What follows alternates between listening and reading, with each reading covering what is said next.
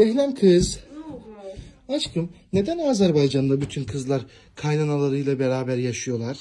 Aşkım çünkü bir gəlin düşün. Deyir ki, ədinə deyir ki, deyir. Mən ayrı evə çıxmaq istəyirəm deyir. Evet, Ha, düzdür. oğlan gedir bunu sıraz anasına. Ay mama, arvad ayrı evə çıxmaq istəyir deyir. Anası zəng eləyir qudalara. Qudalar dəyirlər bir-bir. Qudalar yəni dünürlərinə. He, qudalara, he. Qızın anasına, atasına zəng gelir. Qudalar dəyirlər bir-bir. Evə bir iclas qurulur. Baldız 5 dənə uşağını götürür oradan gəlir. Ay maşallah. Anam atama kim baxacaq? Deyir gəlir evə. Ondan sonra axşam iclas qurulur. Hə, dayanır hələ bu harasıdır. Axşam iclas qurulur. Gəlini ağıyıb qara sərirlər. Gəlin olur ilan, gəlin olur ananı baladan ayıran. Gəlin olur Uy. da nə bilim hə. Belə ondan sonra nə olur? Ne olur? Ondan sonra bu ərdə arvadı bir əl çırpır qoyur yerə. Ondan sonra Sonunda ne oluyor ya? işte kız da daha vazgeçir də, daha kız da yazıq nə varsın. Evinde otur.